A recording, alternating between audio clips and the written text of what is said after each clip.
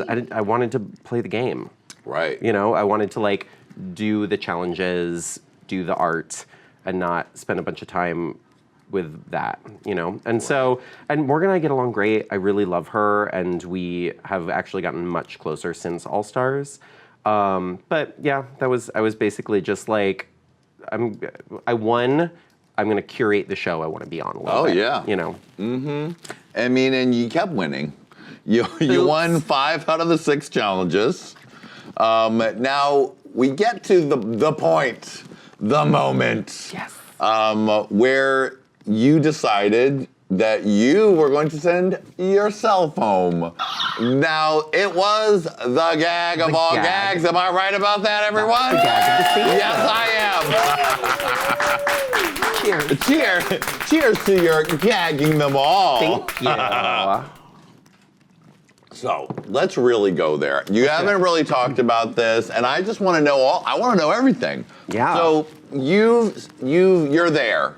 You know that this is part of the game, that you have to eliminate people. Where are you in your head when you're thinking, okay, I'm not going to do this anymore? What were your thoughts, and what was leading up to that? Whew, everything was leading up to it. It was. The way I think about it and describe it a lot is, you know that movie Signs, that M. Night Shyamalan Ding Dong thing? Yeah. And all the aliens are like invading Earth or whatever, and Mel Gibson doesn't know why his like kid leaves water glasses around and why all these things happen. Yeah. And then it turns out that you hit water glasses with a baseball bat and it kills all the aliens. Yeah. But he only like finds that out in the end. It's like all the dots connect. So I had essentially really struggled with going on All Stars because I do not like the elimination format. I think that it is an unnecessary way to drum up drama and pit queens against each other that is not, it's not part of what I'm interested in. And so, like I said, there was this back and forth about, am I gonna do this? And it felt like kind of a no-win situation where I was going to regret something about saying yes or something about saying no. And I never expected to do as well as I did, but I went on. I won a lot. Yes, you did. And did not expect that. Yeah. And every time felt that kind of pit in my stomach about having to eliminate girls, and it feeling like I was kind of compromising something. And so I just found myself in this unique position. And Trixie and I had been joking off camera a lot about how we were like, this elimination thing was so stressful that at some point we were just gonna take a lipstick and we were gonna write like Michelle's name on it or something. So we'd had this kind of like ongoing gag about that. And then it was happening, and it was like all the girls who were in the top were so upset about the idea that, you know, one of them would have to leave and one of the girls who had already been eliminated would have to come back. I mean, everybody was just upset. It was also, you know, the day that everybody sat around that table and there was so much tension. And I was just like miserable that day. I was like off camera just crying. I was just like, I hate this conflict. And I just realized like, oh, I am in this very unique situation where I'm in a position of power. I've already proved myself in the way that I wanted to prove myself, which is that the way I care about, which is that I'm good at shit. Yeah. And there is this bizarre circumstance in which I get to have both of the things I wanted. Yeah. That I never thought I would get to have. I got to prove myself. I got to break a whole bunch of Drag Race records. And you know, barring some crazy Drag Race shenanigans, I probably would have won. Probably, yeah. It seemed like that was on the horizon. And but I didn't. I'd gotten all of that already, and I got to be like, yeah, thank you so much, but I don't agree with the system, and I don't have to go along with it.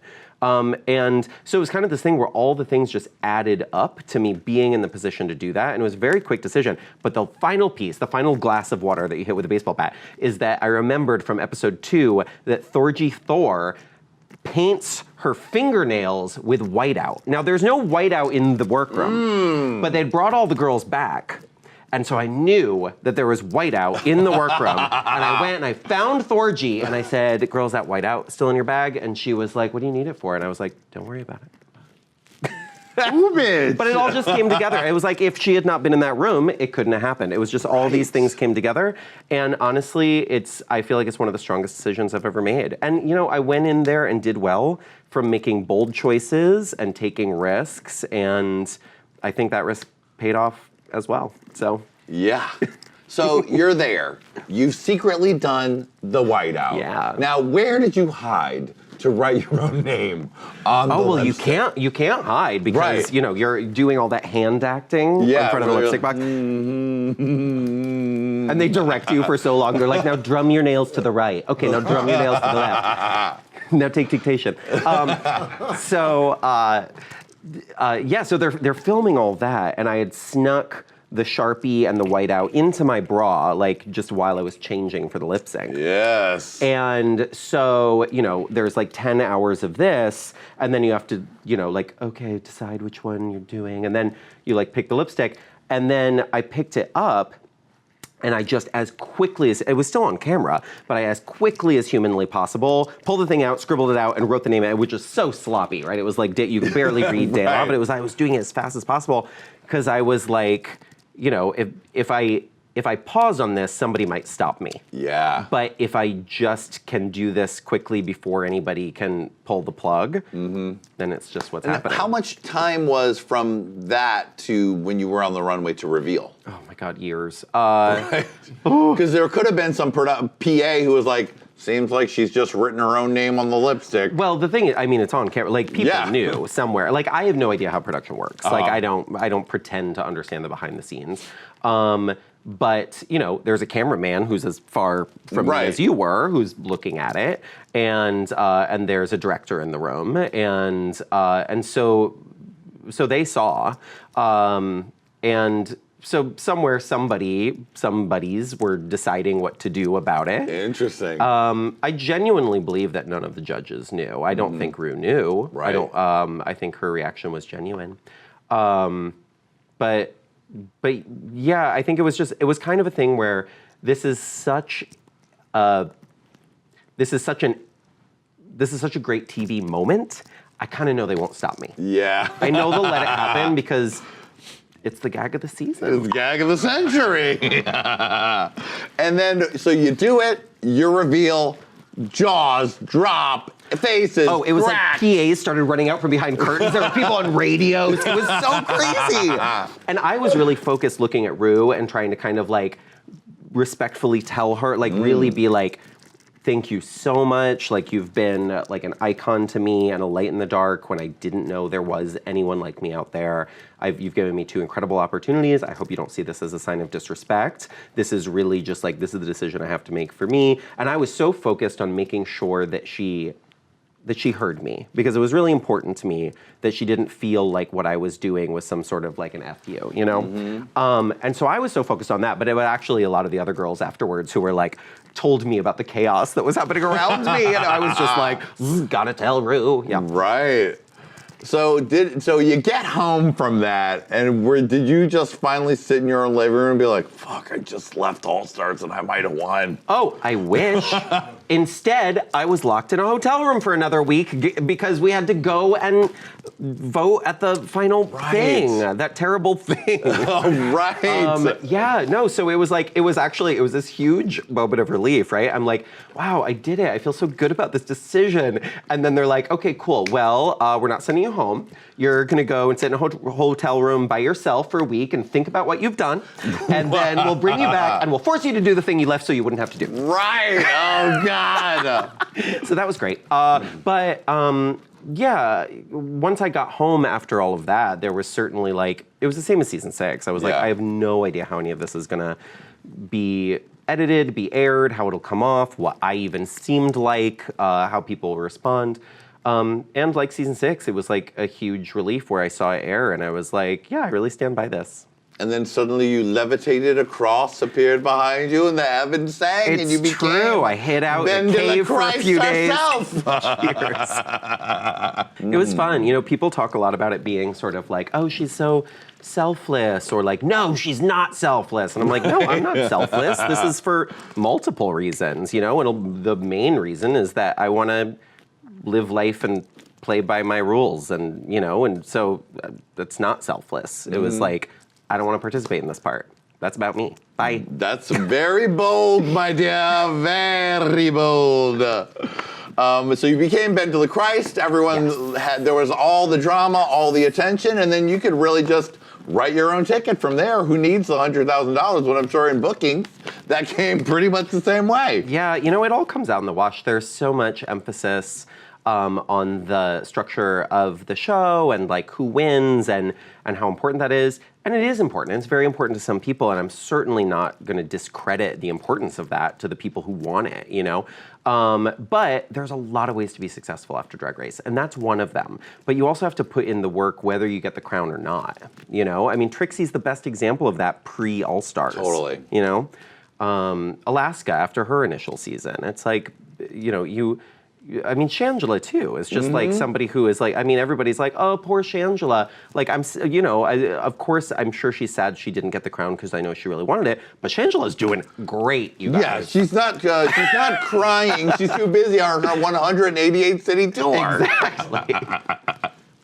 Well, let's just get a few statistics on the record, okay? You were the first to win 4 main challenges in a row. You were the first to win Snatch Game twice. The first to win 5 challenges in a single season. And the first competitor to win 2 challenges on 2 separate seasons. Ricka-ticka-ta.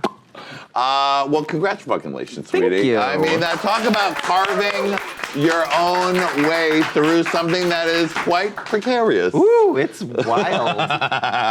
Thank you. What is next? What is next? You really are able to pave your own road, do what you want. What do you have coming up in the future of BenDeLa? Yeah, so this year is, you know, after season 6, I was doing like a ton of club bookings, and I did quite a bit of that right after All Stars 3.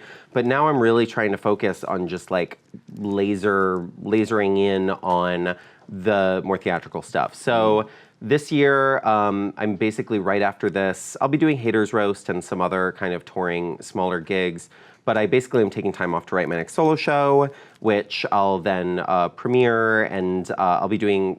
It's actually, I'm going to be writing the solo show, then I'm going to go off and do a month of Drag Becomes Her with Peaches and Jinkx, then I'm going to come back and premiere it. So let's see how that works out. All right. But I'll be doing that in New York, and then I'll do the summer in Provincetown, and then I'll go back to Seattle, and I'll be doing my Halloween show again. That's the first play I've ever written and directed. So this will be the 3rd year of that. And then Jinkx and I will go back on tour with a new Christmas show. And then it will be 2020. Wow. She's a busy bitch, sweetie. Yes. Give it up for BenDeLaCreme. Honey, thank you for being here. I'm so happy we finally got you. Thank you. And you know what? You turned it so fiercely, not just here, not just on Drag Race once, not just on All Stars, but just in general, you turned it so fiercely that you snatched the trophy, honey! Yeah! Who needs the All Stars crown when you have this? Thank you. Look at this. Oh my goodness. So it's very impressive. Cheerleaders of America. Yeah. Oh, thank you. And your man is here in the audience, but I hope he won't mind. We got you a lap dance. Oh my goodness. Well, hi. There's some swinging and flinging going on. This is fun. Oh my, yeah, that's right. And get it good. That's right. Oh, look at the multicolor underwear. Thank you for Look that. at that. It's like a Jackson Pollock. It is. Oh, I love He's that. used to getting splattered. That's I went to art school. I can truly appreciate that. this. You can. Lady Red, take us out with some Black Lady Screaming. Oh, and he smells good too. Hey Queen, hey Queen, hey Queen, oh BenDeLaCreme, oh hey Queen, yeah. Oh well, thank you all for watching. We're not done with Ben because we are going to make sure she looks at all the girls and look at all. Thank you, Lady Red. Thank you, Gurky. And thank all of you, but mostly thanks to BenDeLaCreme. And we'll see you next time on Hey Qween. Bye, baby. See you later, camera. Fly away, camera. Bye.